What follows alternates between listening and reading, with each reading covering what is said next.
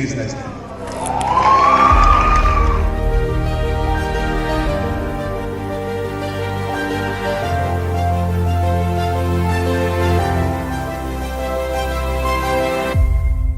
Business Day is West Africa's leading provider of business intelligence and information, delivering premium content across diversified media platforms, including online, mobile, and print. Since its inception in 2001 with a weekly newspaper production, Business Day has expanded its reach to provide exclusive content accessible through print, mobile, and online channels. Our premium offerings are further enriched with syndicated content from esteemed sources like the Financial Times, The Economist, and the Harvard Business Review. At Business Day, our mission is clear: to be the foremost provider of business and financial content, empowering readers to make informed decisions in Nigeria and Africa.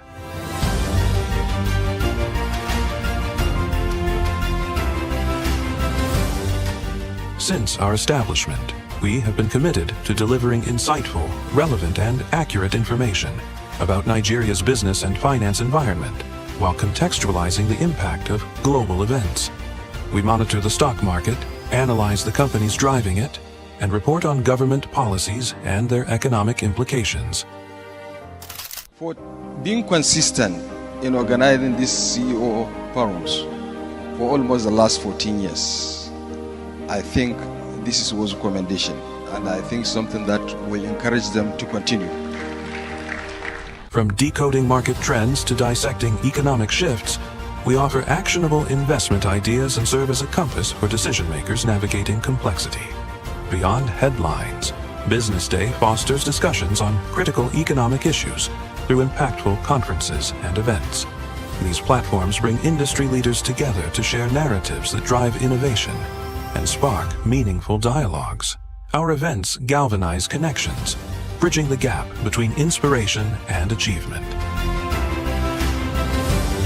For businesses seeking visibility, our strong digital presence offers unparalleled opportunities, with millions of followers across social media and a dynamic website attracting visitors from within and outside Nigeria.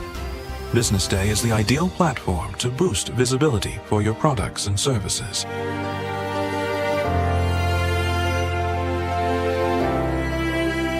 If you're looking for in-depth analysis and expert opinions on Nigeria and Africa's business landscape, Business Day is your guide.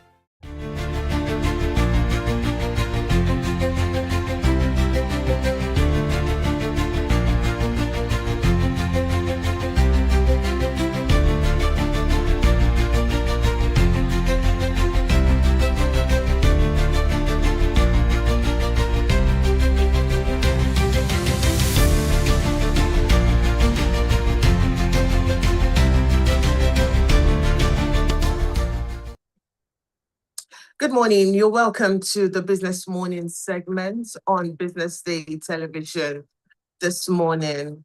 Today, we're going to be having a very insightful conversation, and joining us today is Louis Nwadike. Louis is an AI automation engineer. He's going to discuss why AI-powered telephony could be the missing layer that defines Africa's digital economy and what this means for businesses, consumers, and innovation across the continent. Thank you for joining us this morning, Louis. It's really good to have you on the Business Morning. Thank you for having me. All right, now let's start with the big picture.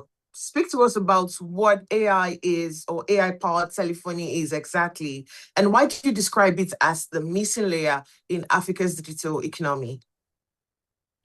Yes, so AI-powered telephony is the integration of telecommunications infrastructure with artificial intelligence, particularly technologies like the natural language processing, speech recognition, and generative AI. What this means is that, in practical terms, instead of having normal regular apps that you get to navigate multiple menus through, you just have one singular platform, you have one singular interface where users are able to speak to an AI agent, to an AI system using a phone call, and you can perform actions like sending money, opening accounts, paying bills, accessing insurance, or even interacting with customer support. And the reason why I call this the missing layer is because Africa has a very strong mobile infrastructure, but the user interface access um, to digital services remain a very huge barrier, given that so many people, most of the population are not so much into smartphones. And given the economy of things around the whole continent, it becomes very paramount that we devise systems that are able to support people in their own points of needs. And that's why the telephony becomes very handy. According to the GSMA, the mobile sector contributed over 220 billion to Africans' GDP in 2024, representing about 7.7% of the continent's economic output. However, despite this mobile penetration, you can imagine that we still have around 350 to 410 million adults in Africa that still remain very unbanked. Now, around 60% of Africa still struggles with reliable digital access. And that means that the existing system is not really working out. And if we can be able to implement systems where people are able to automate transactions as easy as they're able to make phone calls, that will lead to more inclusion of the higher unbanked population. Right. You've answered my next question, which is how, Africa's unique context is to the telephony. Why is it so critical? But let's now move to bridging the digital divide. How do you think the AI-powered telephony can help include people who may not have smartphones or reliable internet access? So financial inclusion remains one of Africa's biggest development challenges. According to the World Bank Global Findex on data, we have about over 350 million unbanked adults, as I mentioned previously.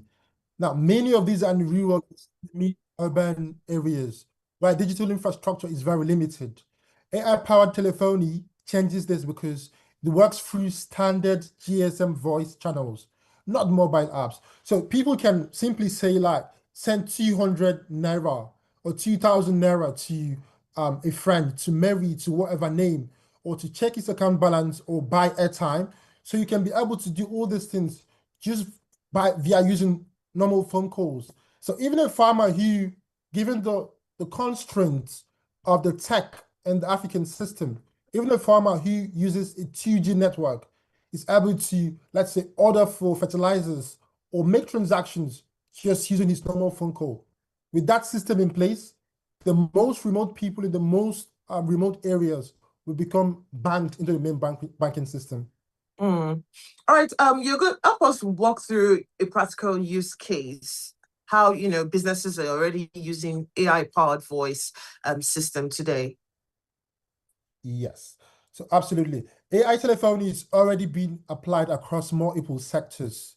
In financial services, voice systems allow customers to transfer money, check balances, pay bills, request loans, and so many more. In utilities, for example, you can simply say buy or pay my electricity bill. So you can do all this just by using telephone calls and leveraging the AI agentic systems. In logistics, for example, you can confirm deliveries, you can coordinate drivers, you can update shipment statuses, all this by just using your normal phone call conversations.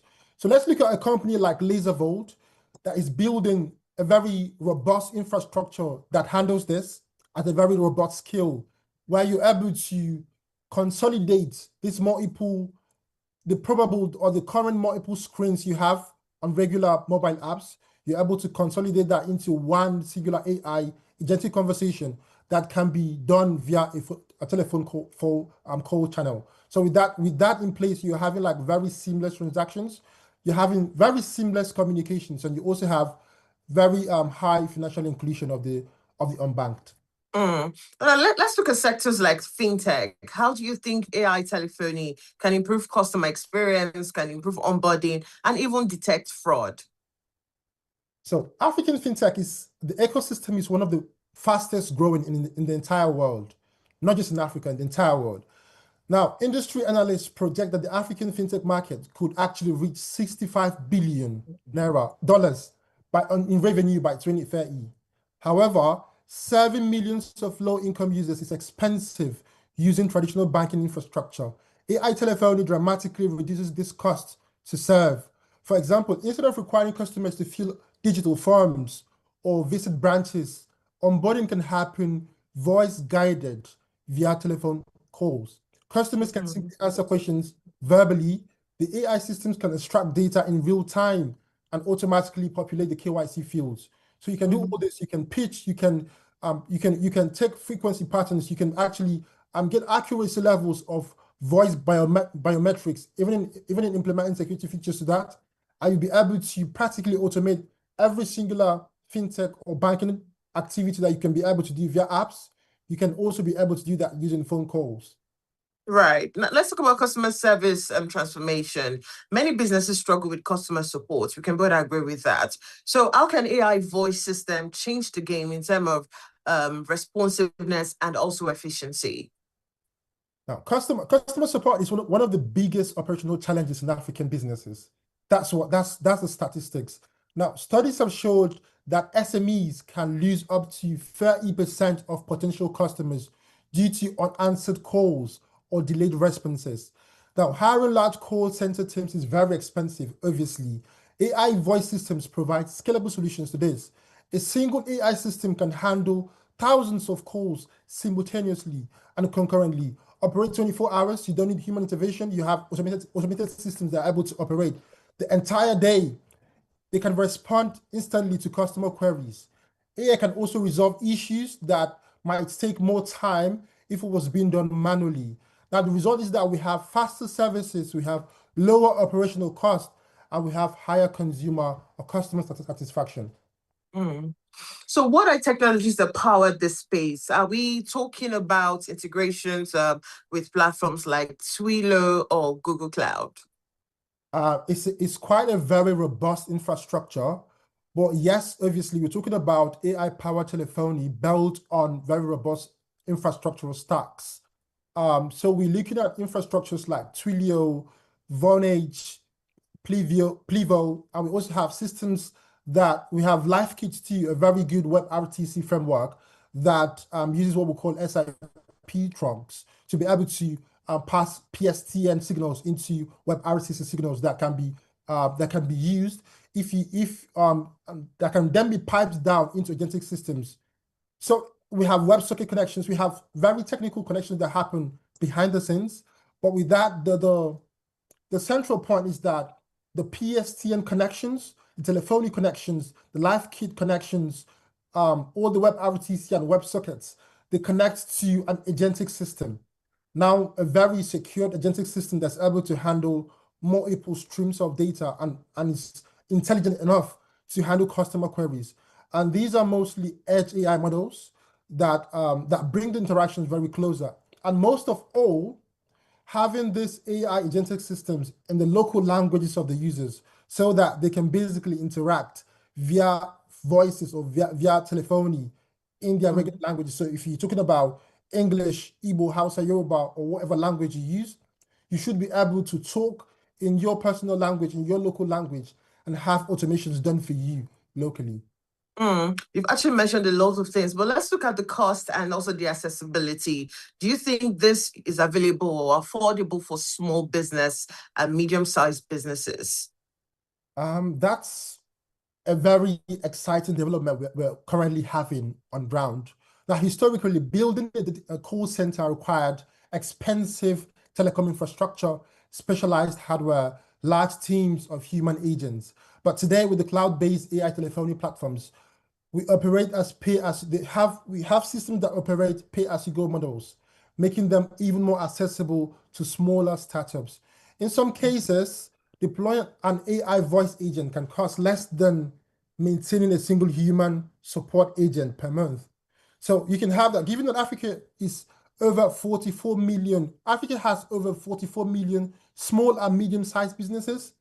This tech could dramatically improve how these businesses interact with their customers. All right, let's look at the challenges when it comes to adoption. So what are the biggest barriers to scaling this across Africa? Are we talking about cost, regulation, or even trust? Yeah, this is a very sensitive one. So there are four major challenges. So one, connectivity. Although mobile coverage is strong, many rural areas still rely on 2G and 3G networks, which can limit advanced services. Regulation too is also a challenge. As digital financial infrastructures expand, the government must also ensure that data protection and AI governance frameworks also exist. We also have the trust factor, where users must feel confident that their voice data is secured and not misused. Building trust in AI systems is very essential and is quite a very robust field to handle. Then we have the last core of this, which is the infrastructure. Africa currently has less than 1% of the global data center capacity, according to the industry estimates. Expanding local cloud infrastructure will be crucial to scaling AI services efficiently. All right, now when it comes to AI, there is actually, a conversation that keeps trending, and that's the fact that, automation might actually replace jobs. Now, how do you see AI telephony affecting employment in the customer service sector? So automation will change job roles. That's what I can broadly say.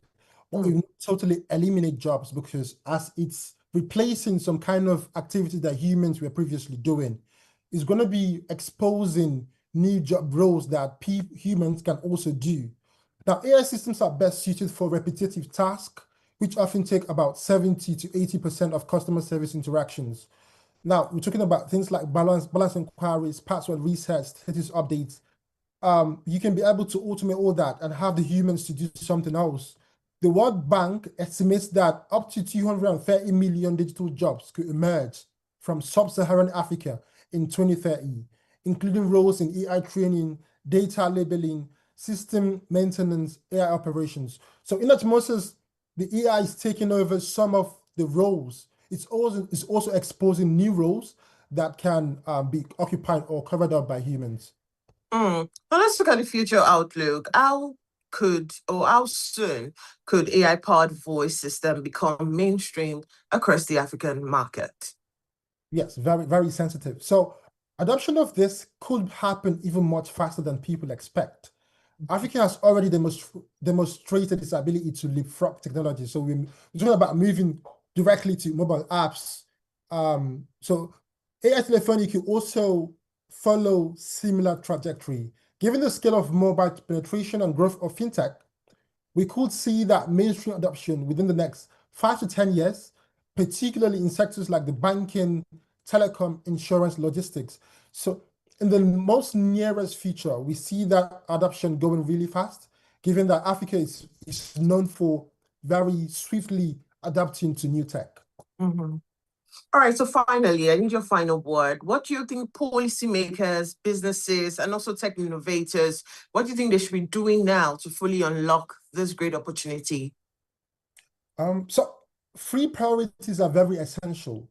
I give them 3 very core priorities. One, the infrastructure investment. Africa needs significantly more local data centers, because all the AI systems you're training, they all need data, they all need electricity. So we need to invest so much in infrastructure development. We also need to invest so much in talent development, because the company will require hundreds and thousands of AI engineers, data scientists, and AI product specialists by 2030. We also need to have very good regulatory frameworks. So the government must develop fast, forward-looking policies that encourage innovation while protecting customer data and privacy. Now, if these conditions are met, AI could contribute to over 1.2 trillion in Africa's GDP by 2030, according to several economic projections. All right, thank you so much, Luis. It was really good to have you on the Business Morning Show. Thank you so much for having me.